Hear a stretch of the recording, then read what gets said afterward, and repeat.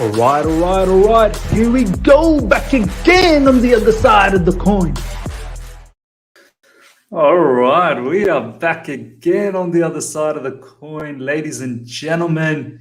First of all, Eid Mubarak to every single one of you guys who are celebrating Eid. Obviously, I celebrated Eid yesterday, but Eid goes on for 3 days, so we still continue to celebrate.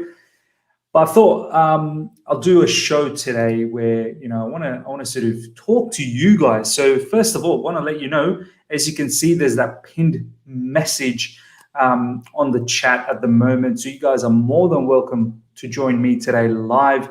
We're going to talk about the Arsenal aftermath of that match. Obviously, we're going to talk about Thomas Tuchel and his comments post-match. We're also going to talk about who should start, not start for the FA Cup. And obviously, the top four race, we just saw Liverpool doing a madness on Man United. So we're going to talk about that. And Matt might want to start from there, and then we'll sort of talk about the Arsenal game. But yeah, as I said, guys, if you're enjoying this, smash the like button. Helps the channel out a lot. If you're here for the first time, subscribe. But yeah, join me if you want to as well, and raise any sort of questions you want to throughout this chat. Just comment up and 100% raise those. Already got a few people coming in. Thank you so much, guys. We've got Declan Ireland. I was just going to say Declan Rice saying no, Liverpool. We're definitely going to talk about that. We've got Devang here saying hi, Miz. Thank you so much, Devang, for that. And we've got CFC Stephen. Thank you so much, my man. You're always here, always supporting. Big up, Miz. Thank you heaps. Chelsea Perspective, my man, you're here. Big up, brother. Thank you so much. We've got Daniel Van Shee, opinions on new kits. Yeah, you know what? Let's talk a little bit about that as well, for sure, Daniel. First of all, Eid Mubarak from Patek. Patek, thank you so much. Eid Mubarak to you, and as I said, to everyone as well. Ishraq Sadiq Khan, Eid Mubarak, bro. Love from Bangladesh. My man, my countryman, Bangladesh. That's right. Love to you guys as well, honestly. Yeah, just quickly, opinions on the new kits. Look, guys, I'm not a massive person, who has big opinions on kits. Generally, honestly, it's not a big deal for me. But having said that, this new one that came out initially, which was rumored about maybe a month ago, there was images floating around, and my initial thoughts was I wasn't that excited about it. But the video that Chelsea sort of admin posted yesterday, and when the players had that on, Timo Werner, Hakim Ziyech, Mason Mount, and the women's team as well, it looked really good. And I'm not going to lie, once it's in stock and it's ready to be sold, I'm probably going to get one. But I'm not sure if you guys have noticed the second kit, which is the yellow one, that looks pretty good. If that's a legit second away, like it's the away kit apparently, then that looks flames. Honestly, that looks proper flames, man. The full yellow kit looks amazing. But then again, to be honest, guys, the first kit doesn't look that bad either. My perspective. Let me know what you guys think. Comment what you guys think about the kit. But that's pretty much what I feel about the kit. Yeah, thoughts on our ladies team, Jasper Nanchi. Jasper, honestly, I don't get to watch that many women's game. I've got a family, my wife, my son, 3-year-old son. I work full-time. Chelsea games are the only kind of games I really have time to watch. I do keep in touch with the ladies' scores and whatnot on social media, and they're doing fantastic. They're in the Champions League final. I think they won the league as well. Correct me if I'm wrong. So yeah, they're setting the standard, which is brilliant, and the men's team should only try and follow that up, to be honest. So yeah, School of Rock Summer, love you, girlfriend. I'm not sure what that's all about. Andrew, Tukalista is here. Thank you so much, my man. Eid Mubarak, Miz. Thank you so much, Tukalista. Eid Mubarak to you as well. We've got a comment here from Ishraq. Yo, you're from Bangladesh. I didn't know that. Proud to know that. Best of luck from everything. Everything. Love you, readers. Thank you so much. Thank you so much. We've got Jules here. Let's get Jules in the show. Let's see what Jules have to say about some of the things that we're going to talk about. Jules, my man, how you doing? What's happening? Hey. Yeah, how's it going, Miz? Yeah, I caught the last time when you went. What was it? Was it Matiz's show? Yeah, you said I look like Hasselbank. Yeah, I'm talking to Jimmy Floyd Hasselbank, everyone. Jimmy Floyd Hasselbank. Oh, I love that player. He was amazing. Yeah, he really was. The bomb. He was the bomb, man. He was the bomb.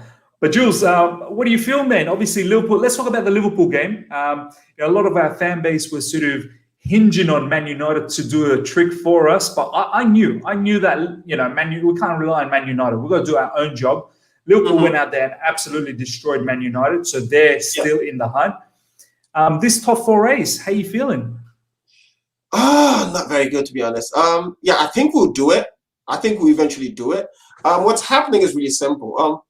I keep saying this to a few people, right? And sometimes they feel like I'm taking a dig at our midfielders. But what I feel is Jorginho is great on press resistance, for example. He can pass the ball, he can move the ball in the middle. The problem is the guys in the middle, a lot of them don't do shooting from long range, right? So if the defense or the opponent are playing a low block, it's so predictable. They know that when Jorginho gets the ball in the middle, he's trying to go to the wing, or he's trying to pass it to the side, or he's just doing a short pass, which means it's much more predictable. I don't know how long you've been watching, but if you remember back in 2007, I remember this game between Chelsea and Arsenal at Stamford Bridge. He scored first. And they were playing this low block, which was just not working. Robin comes in, has a dribble on the wing, brings it to the middle of Lampard. He sets it off, and then Essien shoots from long range. Yeah. That's the one that went that banana curve, right? The banana curve. Yeah. And I love it because I'm Ghanaian, so like Essien is one of our favorite players back in Ghana, right? But that's the thing. They have a different set of, the skill set is much more. They can do dribble there, they can pass the ball, and they can shoot. So they give the defender something to think about, right? 100%. Whereas when you're playing against, say, a Brighton, or you're playing against an Arsenal who had nothing to lose, so they basically came in just to play a low block. That sideways passing, you're probably going to need a miracle to score a goal. We have no midfielders. We have no midfielders that can ping a shot besides Mason Mount. But Mason plays a little bit forward. Besides Mason Mount, we don't really have a single midfielder that has the technique to hit a long-range shot. Exactly. Kovacic cannot hit it. Kante cannot hit it. Jorginho definitely cannot hit it. And I think that's a bit of a problem. Yeah, that was my critique of Jorginho most of the time. I never had a problem with the way he passed the ball and all that, but I just felt like it made it much more predictable. I think when we play against a team like, say, a Leicester or, say, Man City, they will try and come at us. So it won't be that bad, which is probably why we are doing well against the very good teams, and we're struggling against teams that are not doing, are always coming to the best. That's exactly where the problem is coming from. We're playing better when the teams come at us. So you got your teams like Real Madrid, you got your teams like Man City. You know, there's no surprise that we've beaten Man City twice, and we've also done. And I think we'll be against Rome. I have no doubt in my mind we're going to win it again. I have full belief that we're going to do very well in the Champions League final. We're probably going to win it as well. And I've always said, Man City have to lose a final before they win one. They need to lose a final first. They need to feel the pain. So unfair if they don't. Like, really, Man City, like in the 90s, Man City, were they even ever in the Champions League or in the early 2000s? If you guys remember when we were playing Barcelona in the Champions League, when Babayaro and Marcel Desailly and Co were playing, even before the Abramovich era, right? I mean, people always say like Abramovich helped our team, and yes, he did. But then when he came, we were actually fourth in the league, weren't we? Or were we third? Yeah, so, something like that. I think fourth or third, something like that, Yeah, we had qualified for the Champions League before he came in. And when he came in, the very first season, we actually made it to the semi-finals. We got knocked out by Monaco, which is very different. Yeah, I remember that. That was the season where Monaco went to the final, right? Yeah, Monaco went to the final. Yeah, with Porto. Yeah, and then we got Mourinho with the hope that we'll get to the final, and then we got to semi-finals again. Right? Man City have not been through that. They haven't been through several semi-finals or being bashed by Barcelona. I remember They have to go through it. They have to go through it. Yeah. I think that's I really feel like we're gonna win it. And I'm not really worried about Leicester and stuff. But I think one thing how do you feel about the FA Cup, my man? Like, are you worried? Are you worried with that performance against Arsenal, and especially what Thomas Tuchel said post-match as well, that he wasn't happy with his lineup, he wasn't happy with the training as well the day before? I felt a bit strange when he was saying that. That's classic Tuchel. Yeah, I live in Germany, right? This is how he is. But you know what, Jules? I appreciate that. I appreciate what he was saying. I love when he's so open with the fans like that. But it's a bit concerning that some of the players, like when he said he felt it a bit odd in the training, he didn't like the lineup, he didn't like too many rotations. And I want to give it back to the players and say, some of these players that don't get enough game time, they really need to, whenever they get the opportunity, they have to do better. They really do. Like you got players like Kai Havertz. I mean, when he had that golden opportunity, he did everything wrong. He takes the ball, he misses. He has to do better. I got that problem with Kai. When he was at Leverkusen, it was very similar. When was the last time you actually saw Kai Havertz actually take a proper shot, like a Hasselbank style shot, right? Something that actually rattles the net. Kai always has to do slick stuff, and it's great when it comes off. It just doesn't always come off. You remember even the game against Real Madrid? It was a 1-on-1. He hit the crossbar. He could have had 3 goals against Real Madrid. He could have had game against Crystal Palace, same thing. Had so many chances, and then it's always like when the keeper catches it, it's not even parrying it back. The keeper just saves it so easily because he always has to do some weird slick move with the leg. And I'm like, God, where's Hasselbank when you need him to just shoot? Just shoot like you have a fever in your leg. You know what I mean? That's the thing. You know what? Look, I love Kai Havertz. I'm pretty sure you love him as well. He's a fantastic player. I do. But in order for him to become a full striker, he has a long way to go. He has a long way to go to become a full striker. As you said, a striker, they have a natural talent in shooting. Do you know what I mean? Like they're naturally gifted in shooting, and Kai Havertz is not naturally there. My man, look, I'm going to let you go. I'm going to invite a few other people to come in as well. But thank you so much, Jules, for coming in. Please come in again, and hopefully you can stick around in the live chat. But yeah, thank you, man. Yeah. I'm watching you guys, so like, it's awesome. I love your show, man, and I love you 3 guys, like you, Eunice, and Matisse. Thank you. All you can eat. Yeah, it's just like a proper buffet of Chelsea. It's amazing. Thank you, my man. Take care. Have a good evening. Cheers, mate. Ladies and gentlemen, I will continue. I'm going to talk about this super chat. Thank you so much, Avi, for this super chat. But before that, we've got a few more other things that Ishraq was sort of asking me, which I want to address. Ishraq, my man, you were asking me from where in Bangladesh are you, MIZ?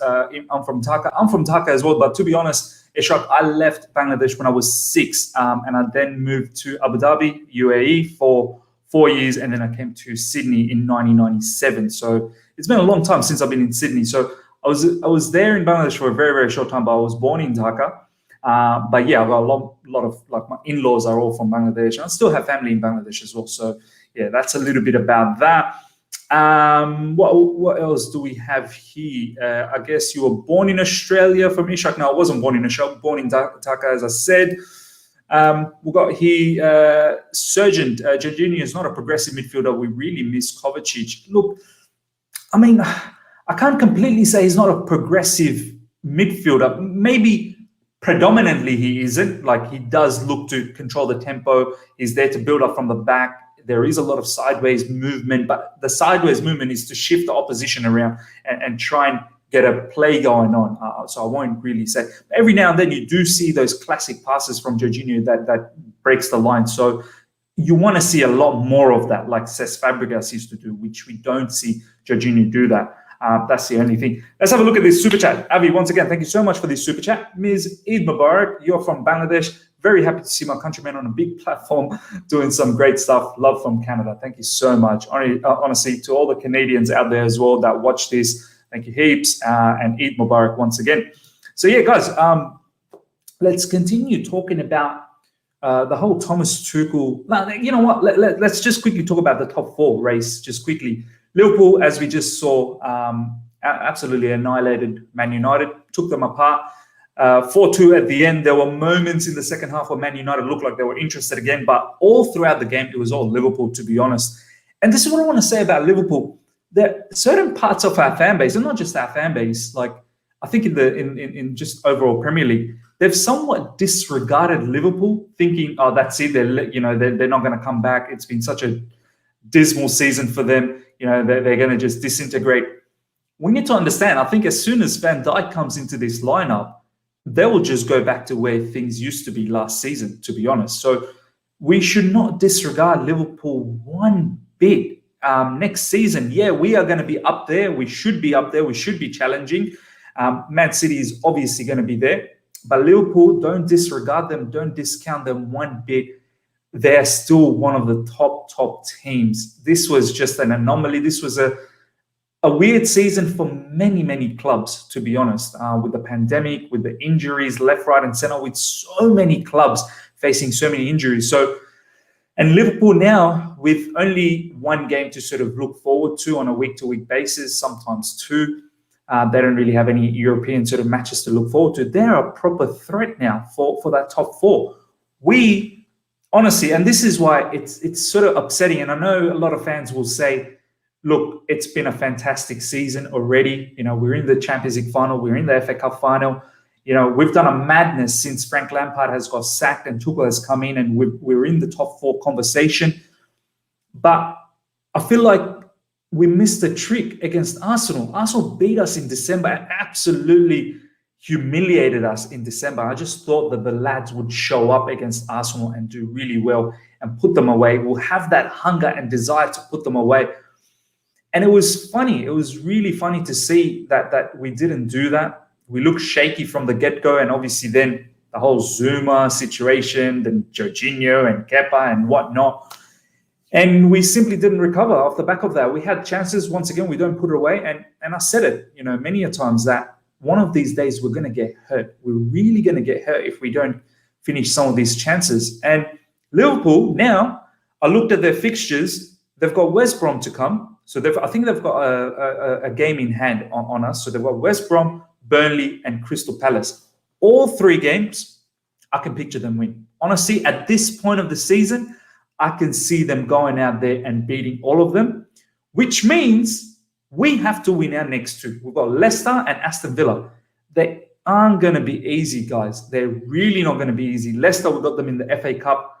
And I've already said, I'm celebrating already.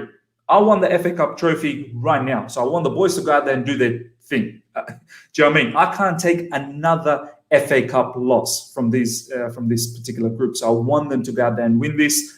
But then we have them in the Premier League again. And these guys would want to win as well because they want to ensure they're in the Champions League. And if they lose against us, then Liverpool is absolutely gunning for that position. So Liverpool are a big threat. We had Ryan here just a moment ago. We've got Flyers here. Ryan, if you want to come in again, 100% come in. I'll bring Flyers in. Flyers, before I introduce you, I just want to read some of these messages. Marnie, thank you so much, my man. Big up, MIZ. Honestly, thank you for always supporting. Then we've got the Beautiful Game as well. Thank you so much, Beautiful Game, for always supporting. We've got Nishal. Nishal, my man, how you doing? How was Eid? Eid was brilliant, my man, with the family. It was fantastic. Yusuf, Eid Mubarak. Honestly, thank you so much, my man. Hope you guys are having a good time. Flyers, my man, how's things? Hey, man. Yeah, very well, thanks. How are you? How's your celebration? How was Eid, man? It was fantastic, man. We had a ball with the family. I'll be uploading a lot more pictures on Instagram, so do look out for that. Guys, follow me on Instagram. The handle is just there. If you don't follow me on Instagram, I'll be uploading those pictures on Instagram. Trying to build that Instagram side of things as well, so follow me there. So yeah, Flyers, had a very good celebration off the back of that poor Arsenal match, performance. So I definitely needed that. But how's yourself, my man? Yeah, very well, thanks. Just watched the United Liverpool game, so a bit worrying that Liverpool got those points there. Yeah, no, 100%, man. Liverpool, they looked very, very good. How you feeling, Flyers, moving into the last few games of our season? Do you think there's a concern for us in top four? You know what? Like before all of this time, we were playing such good football, and I didn't think that there was going to be a concern. But actually now, especially after the Arsenal game, I mean, that was unexpected. I did not see that coming at all. I know there was rotation, but just like the way we were playing, the flow in our football was so good. But now we're actually in dangerous territory. Liverpool's 4 games, all of them are winnable. If we lose to Leicester, then it's not in our hands anymore. Yeah. And you know what, Flyers? Aston Villa is not going to be walking the park either. Like, Aston Villa is a proper team. No, exactly. Now, we got the cup final tomorrow. No, not tomorrow. Saturday. Yeah, day after. Yeah. So I mean, it's a strange one because what if we win that, then do we carry that form into Tuesday, or if we lose it, do we get a reaction on Tuesday? So yeah, man, I can't lose the FA Cup, bro. I really can't lose that, man. That's just gonna make me sick, man. We have to win the FA Cup. Yeah, absolutely. Silverware is what it's all about. And I mean, even in the team at the moment, like Kante, we saw how much we missed him against Arsenal, and he's got an injury. So I'm just hopeful that, that injury, he is actually going to be picked for the next 2 games. I'm hoping it's not serious. Yeah. Yeah. And you know what, Flyers? It's not just the next 2 games. We've got 4 games that's remaining. I need Kante to play almost every game, to be honest. I need him to play almost every game. You know what, Miz? Like, one of the things that I am quite positive about is that the fight for top 4 going on right to the last game, that actually might help us in our Champions League final, because it keeps the intensity up, keeps the gas up, and actually carrying that momentum into the final when City are actually going to start rotating from tomorrow. Does that help us? I don't know. I mean, it probably doesn't, man. It probably doesn't, because they don't care about the Premier League anymore. Do you know what I mean? Like, they've already won it. Yeah, I know, but from a mental point of view, is their mind going to be in the same mind frame as us? Like, we're going to still be playing with high intensity football right up. We're playing high intensity football right up until the Villa game. We have a week off, and then we play the final. And we've seen it in the past with us. Like, if we go back, right, a couple of years ago when we played Arsenal in the final, when we won the league, we won the league with 3 weeks ahead of the final, and then we stepped off the gas, and Arsenal won that in the final. Yeah, true. Very true. And then if you go the season after, I think the season after was when we won the Europa Cup, right? Do you remember that we had, like, some people might disagree with me with this, but we had a friendly in America right up until I think that the game from the. Are you talking about the Sarri season? Yeah, where Ruben Loftus-Cheek got injured. Yeah, man. And everybody was saying, why are we having a friendly at the end of the season before the Europa Cup game? It's just a waste of time. I mean, I can understand that, but I somehow I kind of felt that the competitive football in between was just like mentality and momentum gain. And I don't know whether that's going to have an impact, running up to the final, like, in 3 weeks' time, whether the competitiveness and the mentality and the intensity is actually going to help us. I mean, City are a world-class team, so I'm sure Pep won't let that happen. But But you know what, Flyers? They need to lose a final. I've been saying it to Jules just a moment ago here. They need to lose a final before they experience a win. It's just the way it is. We lost our first final and then we won one. So they need to face the same music. I can't have them moving into this, Champions League final and just win it off the bat. So they have to experience that pain, my man.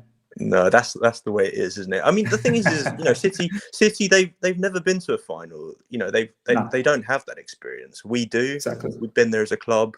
So that counts for something. City are a world-class team, but when we played them in both games, we were very good. We dispatched them. You could argue that we were better than them for the majority. I know they were rotated teams; they were not full-strength teams, but we matched them in every area of the pitch. Even the goal 100%. That they scored. Who was it that scored their goal again? I can't remember now. Which particular match are you talking about, Flyers? In the last game. Oh, Manchester City versus us. Yeah. It was Sterling scored for them, and we had Ziyech and and Alonso. Yeah, of course. So Sterling's goal, right? It was. I mean, it came off the back of Christian's hamstring injury, wasn't it? It was just. It was a mistake, but it wasn't. It wasn't like, in my opinion, it wasn't like something that was just like not acceptable what had happened. It was just, he went in for the ball, he stretched his leg out and he pulled his hamstring. So that was the error. It wasn't like bad football was the reason why we conceded that goal. No, of course. Yeah. No, true talk. So, like we haven't really been playing poorly, probably up until yesterday against Arsenal. and even the West Brom, a lot of people will say we played poorly. It was probably the red card that sort of annoyed it. But Flyers, my man, thank you so much for your time. I'm going to bring in Ishan, as you can see, but hopefully you can stick around. Do appreciate your opinions, and I'm going to try and do more of these sort of live call-ins where we just get the fans involved. So I hope to see you around, my man. Excellent, man. Thanks for the stream, and yeah, let's hope we lift that trophy on Saturday. Bro, I'm already celebrating. So the boys go out there and win it for me. That's it. I'm already celebrating. Yeah, take care. So yeah, my man. Ishan, how you doing? Hello. It's been a while. You've been messaging in Instagram, so it's good to have you, Ishan. Yeah, first of all, Eid Mubarak to you and all thank the you so much. supporters. Thank you so much, Ishan. For one whole month. Yeah, so Eid Mubarak to you. Thank you so much, Ishan, and Eid Mubarak to you as well, and your family, and everyone out there worldwide that are celebrating. All the brothers and sisters, Eid Mubarak to each one of you guys. Ishan, I want to ask you, what do you think about Thomas Tuchel's comments yesterday post-match? How he was saying, like, he hesitated. He kind of gave the information. He was like, I kind of noticed it in the training ground, and then he stopped talking about it. And then journalists came back, and then he said, yeah, I didn't like my lineup. I think too many rotations. And then the journalist said, what didn't you like about it? He goes, I know what I didn't, but I'm not going to let you know. I know what I didn't like about it, but I'm not going to talk about it. What do you think about those comments, man, post-match? And who do you think he kind of was talking about that, too many rotations and he didn't like the lineup? Who do you think, from your perspective, could have been those players? Well, first of all, Thomas Tuchel is a manager. I feel that he's one of the very few managers in the world who, gives away a lot to the journalists, technically, tactically also. He talks much more comparatively to the other managers I've seen. You see Pep Guardiola, you see Jose Mourinho, they never talk about their tactics, even a single little bit. They are very straight to straight, cut to cut answers, and they'll... Majority of the answers are they dodge the technical part. They never they never allow anything. But then Thomas Tuchel is a different gravy. He is a football freak. He likes to talk about tactics, and he's more of a kind of a guy. He's like, yeah, listen, this is my tactic. You want to beat me? Try and beat me. He's more of that kind of a guy, and that, I think so, took a little bit toll on him. In the last match, he maybe didn't like. Should we say that he was not happy with the substitution? I don't think so, because every team that we are playing, it's basically we are rotating only, and whoever is coming off the bench, they are equally strong as the ones who are already playing on the field. So I'm not sure who is signifying to. Maybe I thought it's hard. Do you think Kurt Zuma could be one of those guys? Because there's some rumors coming out that apparently he wasn't happy with Kurt Zuma and his decision making just before we conceded that goal. Well, first of all, what do you think about that horror mistake? Whose fault do you reckon it was? Listen, I watched your stream. Yeah, I watched your stream. I watched you in the stream. I know the frustration, and I've been so frustrated with that goal. But then, yes, again, the three guys, Jorginho, Kepa, and Zuma, all these three guys, comes into the spotlight. The way Kepa tapped in Jorginho's head, showing that, okay, listen, it's your mistake, but then it's okay. No, come on, man. Even you had that part on that. Even you know that. But then, listen. It happens, I think so. We have to get over it. It happens. It was a very bad mistake. It happens. I think so. It was. Listen, if you want to tell me whose mistake was it, I would tell you that majorly it was Jorginho. Majority part of it, because at the end of the day, he had to pass the ball. If he had a good vision of where Kepa was in, I think so he would have made a better pass. Yes, Zuma's next, I would say Zuma, because Zuma could have passed the ball to Chilwell, or maybe passed a little bit more quicker than what he did. Juggled there a little bit, and then could have even gone to Kepa. Yes, absolutely. He could have gone to Kepa a long time ago. Yes, he could have gone to Kepa. He could have gone to Chilwell as well, But then he went to Jorginho, where he was struggling a bit. I think so. Majority it was Jorginho, but then yes, Kurt Zuma also, and Kepa also. he did not had to come so out of the box, out of his 6-yard box. He could have stayed there a little bit maybe, but then yes, just like you guys had talked yesterday about, he was trying to make angles for Jorginho and Zuma to make better passes. But then yes, I mean it's a heartbreaking mistake, and I hope it does not happen in finals. I'm so nervous about that. Oh my God. Performance. If that happens in the final, I think we're It's all gonna going be to a heartbreak. It's going to lose. You know what? I was so confident about this FA Cup final and Champions League final, but after that performance, I'm a little bit shaky. I'm a little bit shaky. Look, I don't blame you. Honestly, I don't blame you. I've got Ishraq in the background. Ishraq, just hang in there. I'm going to bring you in very, very soon. Just before I let Ishan go, I'll just quickly read out this super chat once again. Chelsea Perspective. Thank you so much for always helping out the channel. This one is for the excellent content you provide for your followers always, and I hope to collaborate with you someday. Thank you so much for those kind words. Look, join in today if you want to. Join in. I've got the link pinned to the messages, ladies and gentlemen. Today I'm inviting the fans to come in and have their opinions. I'm a fan too, and I've joined today. Thank you, Ishan. Thank you. Yeah, go on. I'm in India, and can you believe it's 3 a.m. here? I've just watched the Man United and Liverpool match, and now straight to your Yeah, it was heartbreaking looking at Liverpool win also. They're just on 5th, right behind us. So yeah, they're looking good. They're looking good. Honestly, Ishan, go on. Yeah, so just after Liverpool's match, I'm here straight to your stream. Thank you so much. Couldn't miss the chance to talk to you. Yeah. That's dedication, my man. 3 a.m. Look, go out there, have a good sleep. Hope to see you very soon sometime. Yeah. Hey, thank you so much. I'm a big fan. Yeah, Cheers. Big fan of yours. Thank you. Thank you, my man. Thank you. See ya. I'll bring in Ishan. We've got CFC Stephen here as well. CFC Stephen, just hang in there. I'm going to bring in Ishan, Ishraq now. Ishraq, my man, first of all, how you doing? Assalamu alaikum. Wa alaikum assalam, my brother. How are you, man? I'm good. I'm good. I am past 12. That's all right. That's fine, my man. I was just waiting for Fajr, and then I thought, oh yeah, MIZ, I got a notification of yours, and I heard you're gonna stream Yunus and MIZ Matisse. Sorry, I said okay. You can. I think you can see how nervous I am. This is the first time. No need to be nervous. I'm just a human. I'm just a human being. Don't be nervous. I think it's the first time I'm talking to anyone in YouTube or celebrity or whoever you want. Everyone's asleep. It's 3:43. I'm just here on my PC watching YouTube, and I was like, wow, there's only 30 people. I think I have a chance to meet MIZ. I was like, yeah, I should. Brilliant.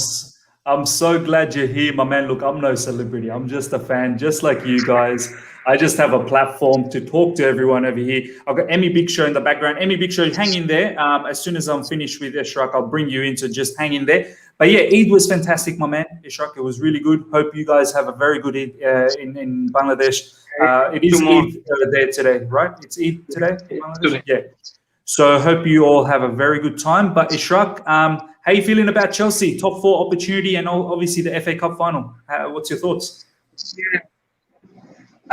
Well, I think we do have a good chance. I think it's just the mentality right now. And I think these are the two main issues, I think. It's just the finishing and the mentality of our team. I think we play good under pressure, but I think we really need to improve. Like Arsenal and West Brom were a very big factor. Like whenever we're low on confidence or we're like, taking it too lightly, we tend to mess up, and then these happen. But I think in general, I'm not nervous. I think this was just like West Brom, a one-off. I think we'll show up for Leicester. I think we'll put on a Real Madrid and Man City performance against Leicester. And I'm just excited to see boys like Mason Mount make the top trophy, man. I mean, last year it was so heartbreaking, like the unfair red card. Yeah. And then we scored the first goal in about 10 minutes. I was like, yes, finally, Lampard in it. Could you imagine Lampard lifting a trophy in his first season? Oh, it would have been good. It would have been brilliant. It would have meant a lot. Yeah. It would have meant a lot. That hurt. And you could see after the game, Tammy, Callum, Reese, Mount, all, sad, sitting on the sidelines, watching Arteta pick up the trophy. Yeah, it was tough It's to worse watch. because it's always Arsenal that puts us in hard positions. That's sad. You know, they've won 3 in a row against us now. They've won 3 in a row. So in the past 3 matches, they've won that. But Ishraq, thank you so much for your time. I'm going to bring in Emy now. Do appreciate Can I your add support one all the thing time. before I go? One last thing. Do you Go know on. any Bangla? I you know any do. I Bangla? speak Bangla. I definitely speak Bangla, man. Yeah, I do. I know how to speak Bangla. Asolo. Ashuleo, I know to speak Bangla. Thank you, man. Just because I live in Australia doesn't mean I don't speak Bangla. I know No, we speak no. Bengali at home. Since you said you came to Australia when you were 6, I thought maybe he doesn't know that good. So No, I do. yeah. I do. Thank you. Thank you, my man. Thank you so much for your time. Stay here. Assalamu alaikum. Wa alaikum assalam.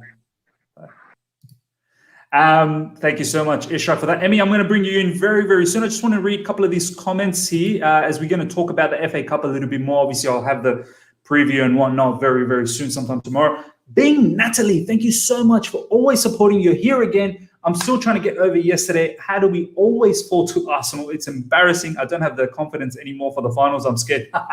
Don't be scared. Let's be confident. I think we can get Leicester. There's no issues about that. Let's bring in Emy. Emy, my man has things. Hey, hi, Miz. I can't believe I'm on your show finally. OMG. I'm about to cry. Well, I think you, Eunice, and Matisse are the realest Chelsea YouTubers. I listen to your All You Can Eat Chelsea show on Thursdays, right? Thursday morning? Thursday morning. Yeah, Thursday morning.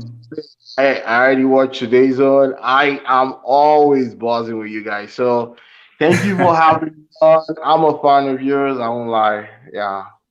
That's brilliant, my man. Look, I love the love you guys are giving me. Honestly, I'm just a normal fan. Honestly, I'm a normal human being just like you guys. I just have a platform, and I'm so glad to be able to talk to you guys. You know what I mean?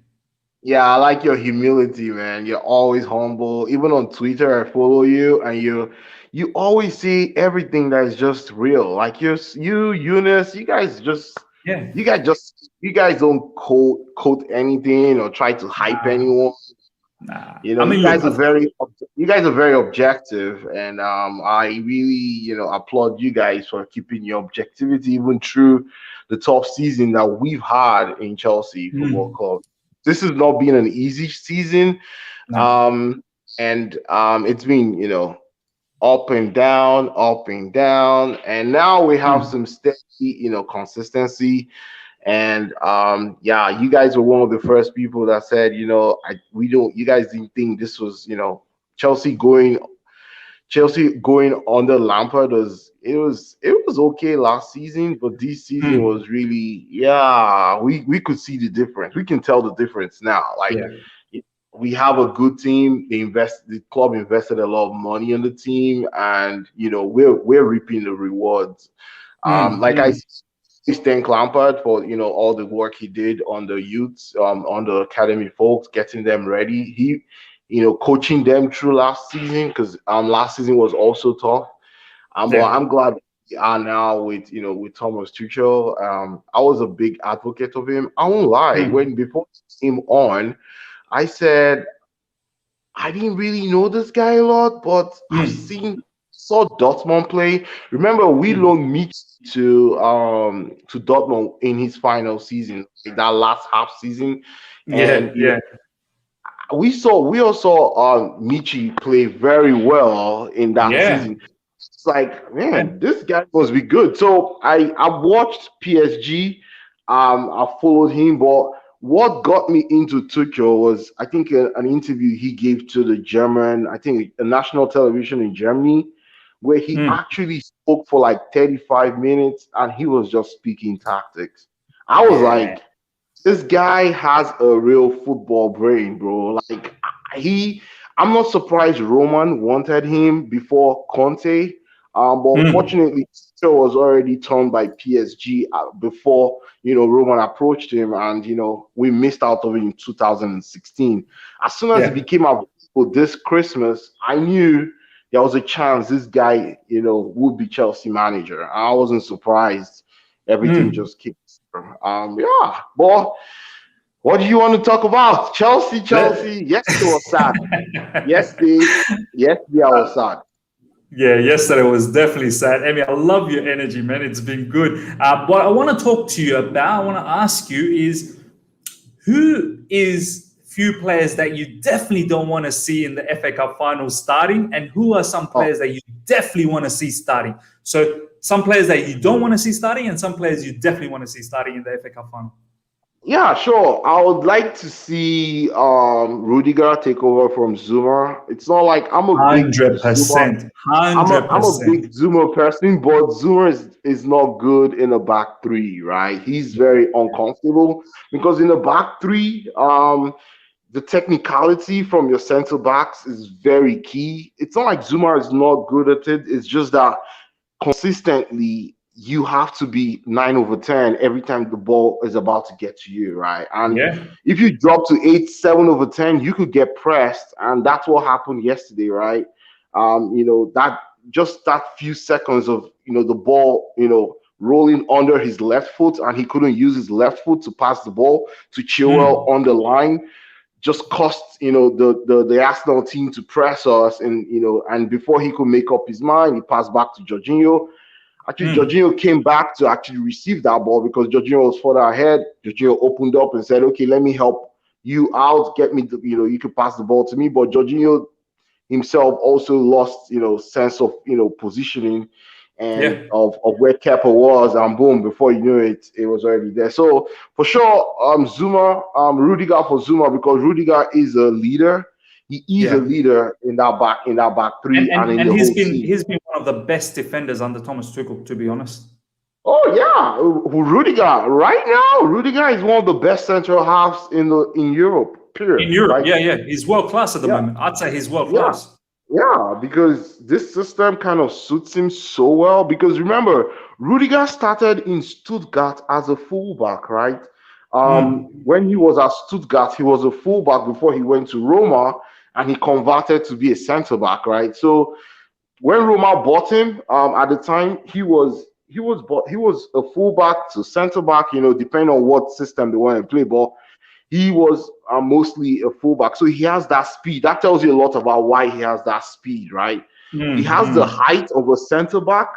He used to be a right fullback, but he has the height of a centre back. So his ball playing skills, was transferred from his fullback days, right? So he's able to play the ball with both feet, and also he has the pace. He can carry the ball. Also, you can see that in the last few matches, he can carry the ball to the final third, right? And that's one big strength of actually, of Rudiger in the team. Apart from his vocal presence and his commanding, posture at the back. I think he's key to come back for sure for that FA Cup. Another person I would like to get back will be, unfortunately, we don't have Christensen, but I still thought that Christensen, Thiago, and Rudiger at the back three, we were really Azpilicueta. You're going to drop Azpilicueta, the club captain? No, hold on. Right, I see what you're doing. You're gonna have him on the right wing back. But Christensen is not coming back because he's injured, right? So I think he may be back, Emy. I think he may be back. Oh, okay. Yeah. If Christensen's available, I'll still play Aspi. Aspi is a warrior. He's someone that we definitely, for his experience, he's won this competition, and he's played this competition many years now. So it makes sense for him to actually be the third right centre back. Now, I have something I need to talk about. Reece James in the first half. Reece James gives me some inconsistent vibes. I don't know if I'm the only fan, but sometimes he's so good because he has the physique, right, Miss? Yeah. He has the strength, he has the speed. My problem with him is why doesn't he look up enough to see the diagonal runs of the front three? Countless times, those guys make those runs. They make those runs because Reece and Chilwell. So in our system, Reece and Chilwell are our outlets, right? In case we cannot pass the ball to the they're the width. They're the width. Yeah. Do you know what I mean? Exactly. They are the width and they are the outlets, right? So when we cannot get the ball directly to the double six folks, as either Jorginho, Kante, or Jorginho and Kova or Gilmore, we pass the ball to our wing backs, right? And when we pass the ball to the wing back, especially when we pass to Reece James on the right, the ball just circles back again to Jorginho or to Kante, and then it goes back to the two center backs, and then they bounce it around each other, and then they go to Chilwell. Chilwell looks up. Most times Chilwell also cannot beat a man. Our problem with our wing backs is they don't beat their man more often. So against Man City in the first half, Reece was really poor. I think when Tuchel talked to him in the second half, you could tell he started taking on Mendy. Push Mendy. He said beating Mendy and using his energy to actually drive at Mendy, which is what we need. If Reece can add that to his game, boy, why do we have to buy Hakimi though? Reece will be excellent, right? Because he'll be a complete package if he could do that, right?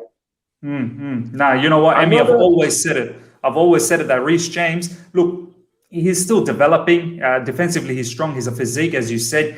Attacking wise, he's got the crosses, no problems. But you're right. It's those, be bold, dribble. You've got the pace. You can take the man on. Look for the passes as well. Don't always look for the pass backwards. He looks for too many passes that goes backwards. But completely understand you, man. Exactly. And that is one thing I know, about Reece that, I'm sure I'm not the only one that gets frustrated, but I'm sure other people also are like, man, can you just, because he can see, and I think sometimes it's just the confidence too. I know he's young, 20 years old. He'll probably get better at it. If he could make those forward passes more often, or even, progress the ball, we will definitely have more opportunities to actually push fullbacks, back and create space. Another person I wanted to ask, I'll probably love to get back is Kante for sure. We missed Kante in the last two games. Kante is priceless for us right now. There's no way we can win the Champions League and I think the FA Cup without Kante. I agree. I think the last game that was yesterday's game showed we actually did a lot, right? Another thing I would like, let me see. So, for sure, Timo Werner has to come back on Saturday. Yeah, for sure, Timo Werner has to come back. Yesterday we missed Timo Werner so much. Now people were like, I'm sure on the timeline in Twitter, a lot of people were like, "Oh boy, now I know why Timo Werner plays." Yes, why he plays is because he's the one flop. that Apparently the flop of the season. The flop of the season. Do you know what I mean? Oh yeah, people always say that flop, but he's not a flop. He contributes a lot to how Chelsea plays currently. Timo Werner is that one player that that drives, that makes the opposition defenders to move to where they don't want to go to, and that creates space for the running for other players to run to. You see the chance yesterday that Kai Havertz had that he skied up, right? Did he saw the chance that he won? Yeah, the one-on-one that Kai Timo Havertz Werner, had. exactly. If Timo Werner was on the pitch yesterday, as soon as Kai won that ball, he's running with Kai. Yeah, he's going to be running to provide side an option. by side with to Kai. provide an option. Yeah, and to confuse the goalkeeper, and that will give Kai an option to either slot it into the space where the keeper is vacated, or make that pass to Werner. So Werner is very key for the way we play. We need Timo Werner to start on some. I'm sure he's going to start on Saturday. So I think those are the only guys that come in. I think I'll put Werner instead of Pulisic. I'll put Werner instead of Pulisic to play with Havertz and Mount as a front three. I'll play Kante and Jorginho in the double six. I'll play Reece James with a big hug. Reece James on the right. And I'll play Chilwell on the left. My back three will be Aspi, Thiago Silva, and Rudiger. Now, for the goalkeeper, I had Kepa will be in goal on Saturday. It's fine. Yeah, well, it's been confirmed. You know, it's been confirmed that he's going to be the keeper. Yeah, he's going to be the goalkeeper. So, yeah. So that would be my team. Those are the people I think, you know, will give us the goal. Brilliant, brilliant. Emy, thank you so much for your time, my man. I'm going to bring in Ryan now. Do appreciate all your comments. Hopefully you can stick around in the live chat, and hope to see you again. Thank you so much, Emy. Please, me. Take care. Salute and enjoy. Take care. Bye-bye. Take care, my man. Bye-bye. Ryan, my boy, it's been a while. You wanted to join. You're here now. First of all, Eid Mubarak to you and your family. And once again, to the live chat as well. Smash the like button, live chat, if you're enjoying this. And do join if you want into this stream. I've got the message pinned on the live chat. So if you want to join, today is the time. And hopefully you can voice your opinion. But Ryan, my man, how you doing? I'm good, man. Can you hear me? Yeah. Perfect, bro. Perfect. Yeah. Obviously, first thing I want to say is Eid Mubarak to you and all the Muslims. Obviously, celebrated today. Beautiful, man. So Eid Mubarak to you. And yeah, obviously just a very disappointing. I don't know how we always lose to Arsenal, man, under Arteta, man. Like, 'cause, you don't know if there's bad signs to take, or it's just that loss from Arsenal that we just take for no reason. And I don't know, man. One thing that just annoyed me was I think Giroud and Havertz were both isolated, which annoyed me a lot. Because I feel like we're just playing in zones, and we had Ziyech, not Ziyech. We had Hudson-Odoi, James, and Aspilicueta in one zone, and then you had Pulisic, Mount, and Chilwell in one zone, and then you just had the striker isolated. But yeah, we just got to bounce back into Leicester, and I think this is gonna be the first final for Chelsea for a lot of our new players, for a lot of our new signings. And this is a very good chance of silverware as well for a lot of the younger players coming through. What do you feel about, because you just talked about Oliver Giroud, I think it's a very, very good point to talk about. What do you feel? Do you think Tammy's getting a bit undone by here? Like, I feel like Tammy probably provides a little bit more than Giroud, because I feel like Giroud coming off the bench these days is not really providing anything. And I do appreciate all the things Giroud has done for us. Atletico Madrid goal, in the Champions League against Sevilla and whatnot. But I feel like in recent times under Thomas Tuchel's looking for a lot more from that striker position. He's looking for a lot more movement, a lot more pace, a lot more energy. It's not something that Giroud can give. So do you feel Tammy's there's a bit of injustice at the moment? And you know how I felt, Ryan. Like, I previously didn't care that Tammy wasn't making the bench, or he wasn't, getting featured at all. It didn't bother me because, we were winning and whatnot. But I feel like now, if you're going to use Giroud here and there off the bench, why not just use Tammy? Do you know what I mean? How do you feel about that? First thing I want to say with Giroud is when he came on against Arsenal, I think it was just really undone. Just like, I think Havertz had a really bad miss, and Giroud probably would have bagged that. But I think the problem with bringing Giroud on was, I think if we brought Giroud on, I know you love Hakim Ziyech a lot.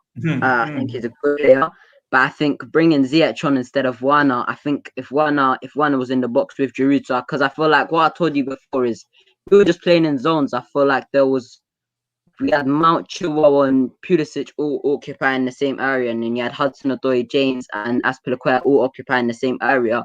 I mean, we had so many creators on the pitch who couldn't create a clear-cut chance, but we're just trying to create for one man, which was Olivier Giroud, who was coming up against three defenders. And then on Tammy Abraham, I know why Tuchel isn't using him. I don't think he should start. I think in a game like this, I think even if we brought him on maybe to be on with Giroud, because Tammy, he just randomly gets them goals out of nowhere, just lurking in the box. Yeah, but I can see why Tuchel doesn't start him, just like why he doesn't start Giroud. Maybe he should get some more minutes off the bench, but we've got 6, I think, what is it, 6 inform attackers, so it is kind of hard for Tammy Abraham because you got Hudson-Odoi, he performed really well for Thomas Tuchel at the start, and then now he can't get a start. And then you got Ziyech, you got Mount, you got Havertz, you got Pulisic. So it's hard for Tammy Abraham. But I don't think he was in the squad. Was he even in the squad? Nah, he wasn't even in the squad. He wasn't even in the squad. I don't know. I think that's blunt. Do you think it's over? Do you think it's over for Tammy Abraham? It's finished? Definitely. I think the club have seen he's not going to get a new contract. I don't think they value him like we have to give this guy what he wants, like Hudson-Odoi. And I think they're like, you know what, we'll get better. They're kind of just saying to Tammy, we'll get a better striker than you. You could go. We don't want you to run down your contract, and good luck. And then he can't really sniff a game. He had like them couple appearances against West Ham and Fulham where he came on for a slight bit.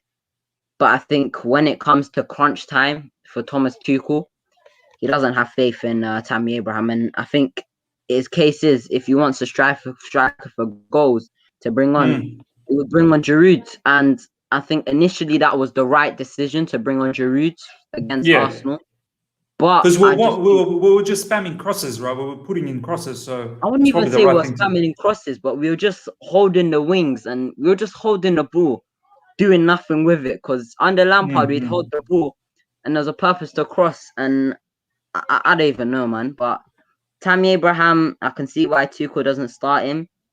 There is games like this where he could pop up with a goal, but he's not a complete striker for me. So I don't know. It's a weird one with Tammy because he can score you goals, but he'll frustrate you. So you look at his goal record and you think, well, look what this guy can give.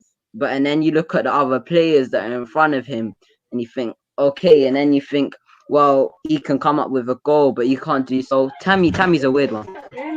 No, 100% understand you, bro.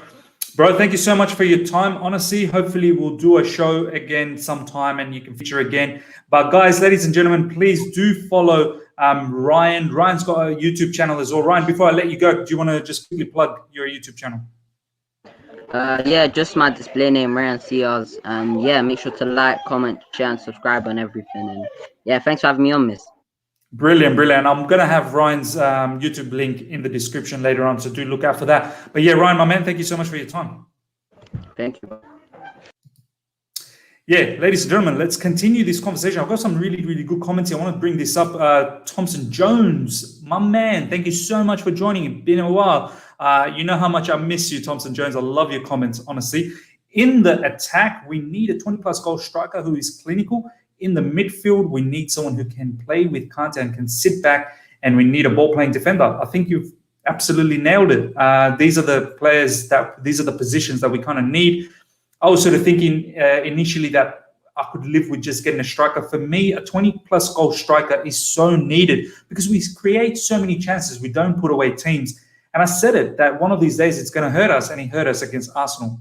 And I hope that it doesn't hurt us in the FA Cup final. I hope it doesn't hurt us in the Champions League final and the 2 remaining Premier League games, which are going to be so crucial. So for me, a 20-goal striker, but then again, who's available? Haaland, I don't think is going to be moving anytime this season or at end of this season.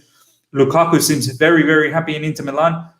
Spurs, do you know what I mean? Like, I've been pushing the whole Harry Kane movement, but a lot of brothers are saying that rivalry and all of that and Daniel Levy, it just won't happen. And I don't want any other striker. I don't want just like a second-tier striker. Do you know what I mean? Like, I don't want anyone else to come in. If it's not those 3, I really don't want anyone else to come in. I'm a massive fan of Dominic Calvert-Lewin. Honestly, I am. But is Dominic Calvert-Lewin who's going to get us 20 goals next season? I'm not quite sure as yet. I think he's on the rise. He's someone that maybe we could have had along with a proper striker, but just to bring in Dominic Calvert-Lewin and then expect him to score 20-plus goals season in, season out, it's probably a bit too much to ask for at the time being. But we've got here the beautiful game as well. I just want to bring this up. We need a 25-goal striker 15-goal midfielder, 2 times 5-goal centre backs. We need goals. Yeah, it's so true. The beautiful game. That's a beautiful comment there. Honestly, where you've nailed it. We don't have any goals in midfield. You know, Jorginho scores the penalties, fair enough, but Kante, it's not like he's a goal machine. Kovacic is definitely, he's scared to score goals, Kovacic. So, yeah, we don't have a prolific goal scorer in midfield, and we're lacking that. And this is where, you know, Ruben Loftus-Cheek, you know, guys, let me know what you think about Ruben Loftus-Cheek. You know, do you want to see him get an opportunity? Obviously, Fulham's relegated. He's going to come back to us. Do you want to see Ruben Loftus-Cheek get some sort of, you know, look in the preseason? Because I feel like he's the one who can get those midfield goals. Who does he replace? I don't know. Maybe he doesn't replace anyone at the moment. Maybe he just gets the minutes here and there and tries to prove himself at Chelsea. But I think someone like Ruben Loftus-Cheek, Thomas Tuchel would appreciate a player like that. I feel like he would definitely appreciate a player like Ruben Loftus-Cheek. Robust, physical, you know, he's tall, great on the ball, good control, great in the air.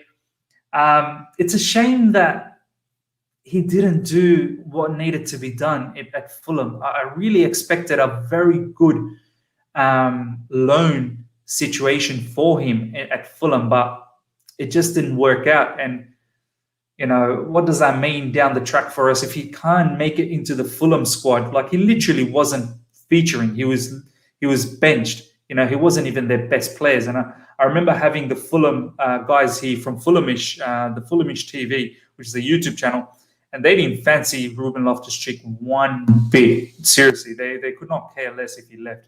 So that was a bit concerning from my perspective. So yeah, live chat, let me know what you think about Ruben Loftus-Cheek. If you think if he's one of the solutions for us next season in midfield, maybe to get goals. The other player that I want to talk about is Callum Hudson-Odoi. But before we get into that, I just want to read some of these comments. I think Loftus will be the first team next season. And yes, first team. He's going to have a very, very good preseason, my man. CFC Stephen, he has to have a very good preseason. We've got here Ryan. He's saying, I think it's clear we need Kante, Rudiger, and Werner in this team. They're pivotal under Tuchel. We need them in final 100%. There's no doubt about it. These players need to come back pronto. They definitely do. We've got Thompson Jones saying Tuchel would love Ruben Loftus-Cheek. Unfortunately, at Fulham, he had such a poor season. Yeah, it's concerning. You'd think that he would have at least had somewhat of a season in Fulham. But he doesn't have good players around him at Fulham. Yeah, that too. But I wouldn't say completely that, because Fulham played football. They really did. They played good attacking football. They didn't have the quality to finish things off. That's the issue. But they troubled some of the big clubs in this Premier League. So I'm not going to entirely say that it was all the team's fault. You know, Ruben didn't even make the team. That was the concerning part. We've got here Mainak Chakraborty. Thank you so much for joining, Mainak. Ruben Loftus-Cheek can be the first team, as Tuchel said. He kind of was a fan of his. Yeah, he just a couple of press conference ago, he did say that in Germany they did know about Ruben Loftus-Cheek, and there was rumors apparently he was going to go to Germany, which is crazy. So, you know, they know everything about Ruben Loftus-Cheek, and I think he's a bit of a fan. You're right, Mainak. He's definitely a bit of a fan. Hopefully, Tuchel does give him a look in. Guys, let's talk a little bit about Callum Hudson-Odoi, because I feel like it's an interesting point off the back of that match against Arsenal, how he got the opportunity straight from the half-time. And it's a strange one, because against Man City, he was electric. He was simply electric off the bench. He was one of the instigators to change that match around and ensure that we had that opportunity right at the end to get that winner. He gets a similar opportunity off the bench. I really expected him to start, to be honest. I actually expected him to start. So, you know, there's that. But then he came on the second half straight away. And I didn't see the same intensity. The same sort of hunger, the desire. You know, he was hesitant to take his man on the wings. His passing was a bit off. His shooting technique was horrible in that match against Arsenal.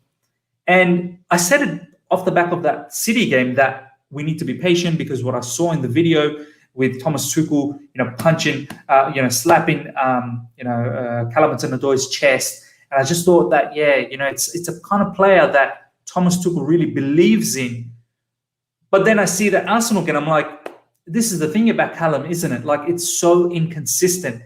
And I said it, I tweeted it out that Callum's issue isn't Thomas Tuchel not giving time. Callum's issue is Callum, because I feel like every opportunity that Callum gets, he needs to grab it with both hands. He needs to show the hunger. He needs to show the desire. He needs to be a madman. He needs to be so mad that I've got this opportunity. I really need to do well and really need to impress. And then you have one game where he impresses, one game he doesn't. And for someone like Callum, I don't think he has a luxury at the moment to not do well in one game and do well.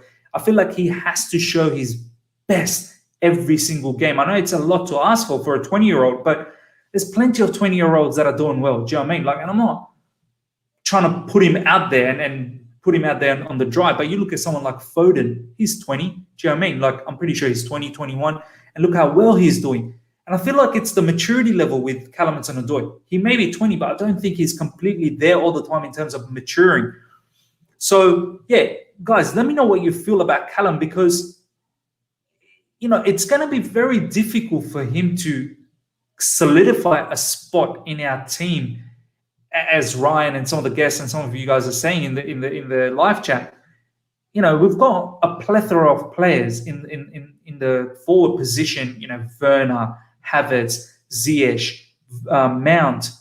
It's very difficult. Pulisic. It's very difficult to find a spot. So whenever you do get an opportunity, you have to do your best. It's as simple as that. You have to do your best. And then you have a performance like Arsenal.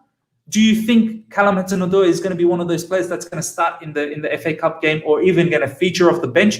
I don't think so, because you think about it, some of the big players are going to miss out on starting in that particular match. If I personally think in the FA Cup, the front three is going to be Timo Werner, Mason Mount, and Hakim Ziyech. So already Kai Havertz and Pulisic are missing out. So you probably think they're the ones who are probably going to come off the bench, and there's only three subs. So naturally, one sub is going to be held on till the end. Then you have Giroud as well. Maybe he gets an opportunity. So does Callum really get a chance? He probably won't start in the FA Cup final. He may not even feature in the from the bench.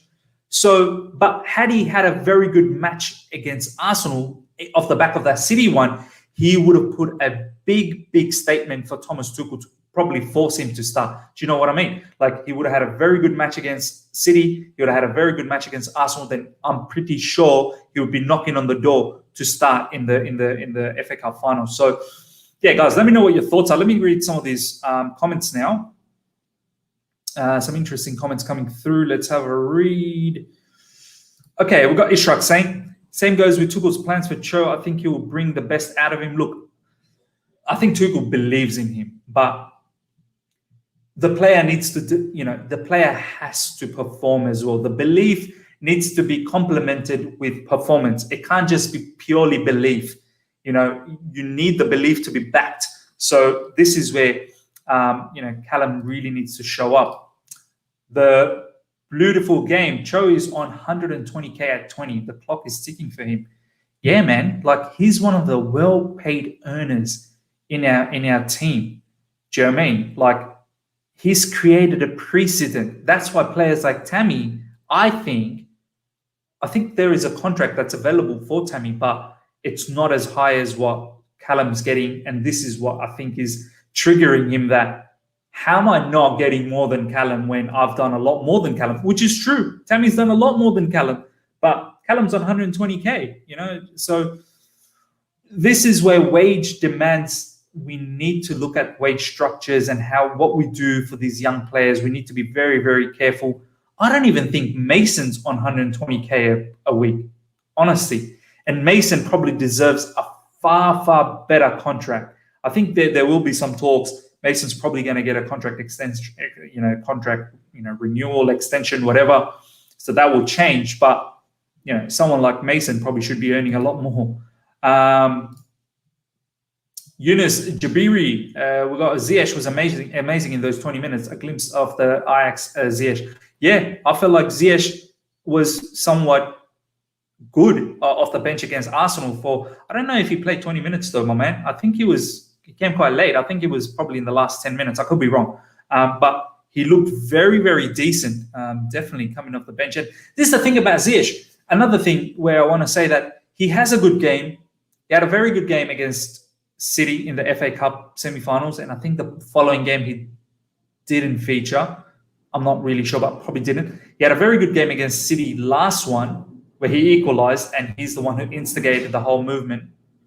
And then he doesn't feature the game after. So I kind of feel sorry for Ziyech. I feel like he needs to be he needs to be considered as one of the permanent players that gets an opportunity, like Mason Mount, who's a permanent, and rightly so. Mason's been absolutely brilliant, but I'm starting to think Timo Werner, Ziyech, Timo Werner is another one who's become a permanent, but Ziyech now has to be in that mix where he produces, even in his bad days, Ziyech is doing something. He's scoring or he's assisting. So definitely think he's a shout.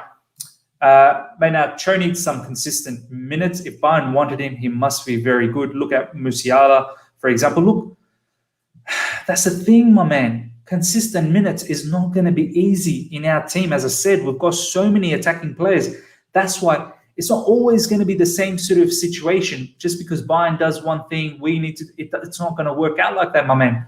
I feel like that's why whatever minutes he gets, he has to capitalize. He has to capitalize. The margin of error is very slim. This is Chelsea Football Club, unfortunately.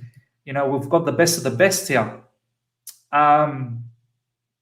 We'll bring this on. Selling him will be a disaster. Callum will come good. Look, I'm not saying, to sell him. Definitely keep him. But, the faith needs to be repaid as well. That's the thing. CFC Stephen, Mason is on 70 a week. Honestly, that's borderline criminal activity right there. Mason's probably going to be the player of the season. He definitely deserves double that.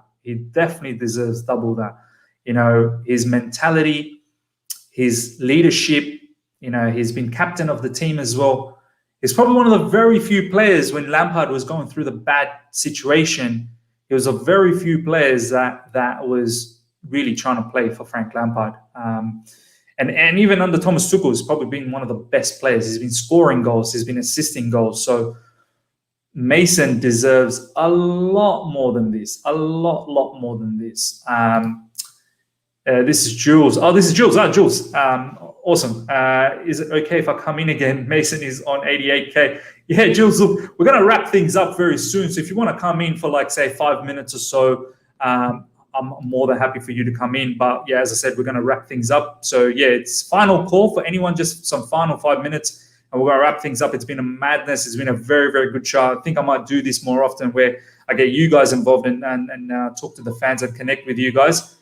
But let me know what your thoughts are about Callum Hudson-Odoi and whether we need to be more patient or is next season is sort of like your last straw.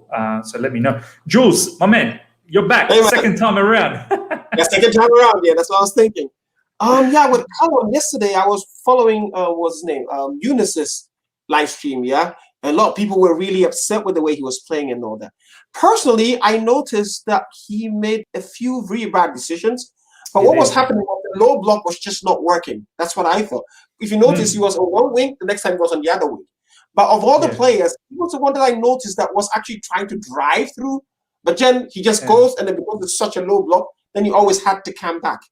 I think in some ways, players like Callum and Ziyech, they're a bit of victims of the new tactics that's in. Not to say that the tactics is bad, but they are mostly out-and-out strikers, and they can come inside, they can whip in the ball. If you notice, he whipped a really nice ball, and Callum was trying to get behind. Basically, they're wingers. They're like natural wingers. Yeah. Out-and-out wingers, and they can pull an Iron Robin out of nothing. Right? They can come inside. Yeah. With Callum, I think with the 4-3-3, it's just not working for him at the moment. I think he's young, so he can adapt. I have no idea why he can't shoot. He was really shooting very well in the reserves and in the academy. But for some reason, he hasn't adapted yet. But I think he will come good. And I think sometimes at Chelsea, we do have the tendency to pick on a player. We did it with Jorginho. Now we seem to be doing it with Tammy. And but now Jules, here's a question for you, Jules. If look, he had the injury under Sarri's season, very devastating. He was looking very good. Last season, he was just coming back under Frank Lampard. He had some good moments, and then he kind of disappeared. This season, in and out, sort of does well, then doesn't do well, inconsistent. How much longer are you going to be patient? Do you know what I mean? Like, we have a lot of good players in Chelsea Football Club. Next season, Jules, for you, if Callum is once again inconsistent, how are you going to feel? Then I will be very disappointed. I think he will come good. I think the talent is just there, and you just need a good coach to get it out of him. And I think Tuchel will do it. But I think one of the challenges of Tuchel as well is he just doesn't have enough time to coach these players. So when a player actually has talent, it's not really teaching him how to play football. It's just getting him on the right place at the right time, making the right decisions. And to me, with Callum, it's not necessarily the fact that he doesn't have footwork. It's just that he makes the wrong decisions most of the time. I mean, one run he did, and then he just went inside instead of squaring it to. And you know what, Jules? I want to just share a quick comment with you. I'm not sure if you saw All You Can Eat Chelsea earlier today. Today I missed it. When we lose, I can't watch it. Yeah. Eunice said something really good. Eunice said, it's great to have talent. Like, you can be very talented. But if you're not smart, smart enough to make good decisions, then your talent is just going to be useless. Because it is. You're not going to be doing the right thing. Do you know what I mean?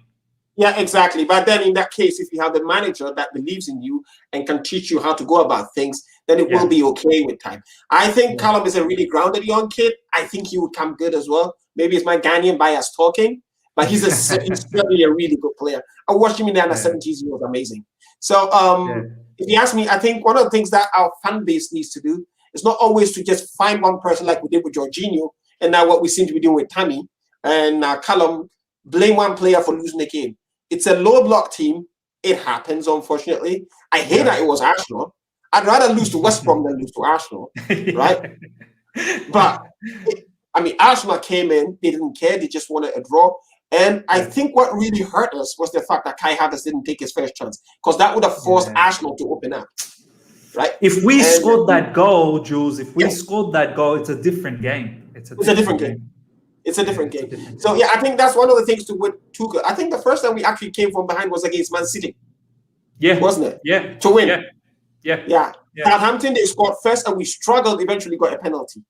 And maybe that's what Tuchel probably will have to work on. But for now, it's just small match. If you remember, Callum actually was playing right wing back. Was it left wing back or right wing back at the beginning when Tuchel came in, first game? Yeah, right wing back.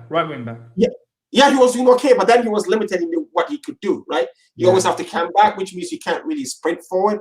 But I think he's one of the few players that actually can drive the ball forward, can take on defenders, because Timo could do that. But now I'm not really sure anymore, because like when it's one-on-one with Timo, I'm not really sure whether he can take on defenders. I love his runs. He's really quick. Like, I watched him at Leipzig. He's really quick. But now it's like when he gets the ball, like the defenders just close him up so quickly.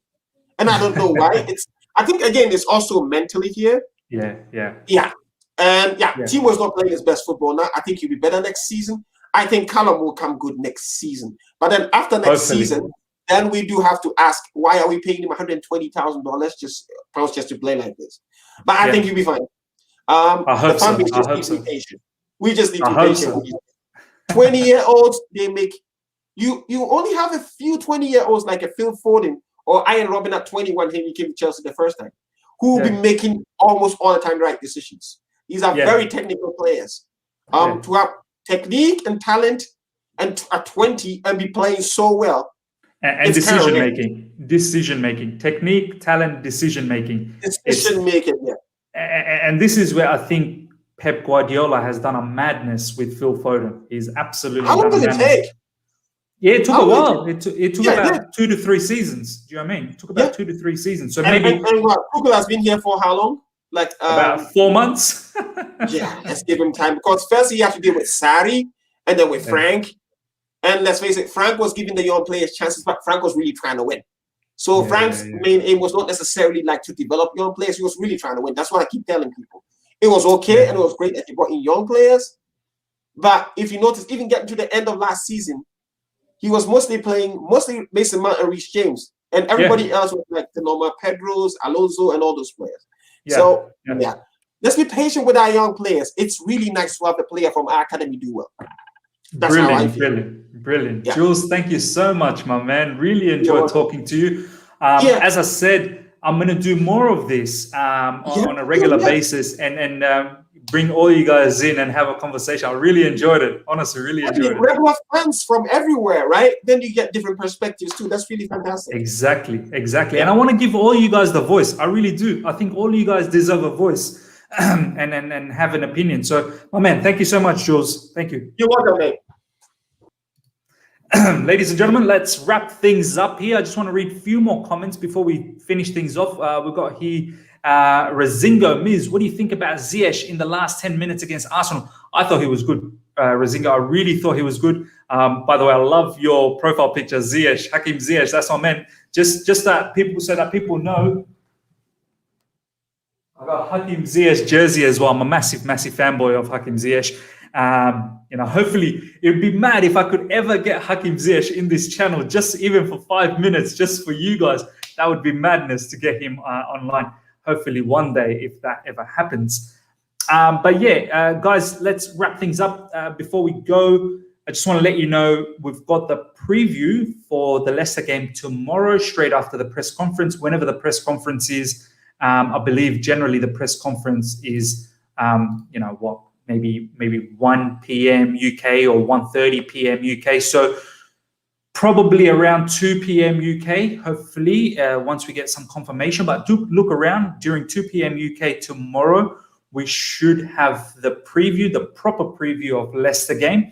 I'll have my squad ready with RJ and Taryn and whoever else. Hopefully they'll all be available. We'll have a very good preview. So do make sure, if you're here for the first time, subscribe and have the notification on. It's very important. Have the notification on so you're always alerted as to what's happening. And the other thing that I want to say, and I want to share this live, only 26 people here. We had close to about 50 people at one stage. So look, I want to let you guys all know first up, and I'll obviously will announce it in the community page in YouTube and obviously in Twitter and Instagram. Follow me everywhere, guys. The links are there. And I want to share with you guys exclusive right here, straight after the preview tomorrow, a couple of hours later after that, UK 5:30 p.m. UK 5:30 p.m. Friday. I'm going to have one of the players' father in this channel. The player is Mason Mount. I'm going to have Mason Mount's father, Tony Mount, join me on this channel, 5:30 p.m. UK time, Friday. It's going to be epic. We're going to talk about, obviously, the Chelsea rise under Thomas Tuchel. We're going to talk a little bit about the Arsenal game. We're not going to talk about too much. We're going to talk about the FA Cup, the Champions League. And, of course, we're going to talk about Mason Mount and his rise this season with his father, Tony Mount, will be here, as I said, live, UK time, 5:30 p.m. right here. Tony Mount will be here, and we're going to be talking about, as I said, Mason Mount. So do look out for that. Hope you guys all enjoy that, and can't wait to see you guys all. Enjoy the evening, guys. And until next time, everyone, take care and see ya.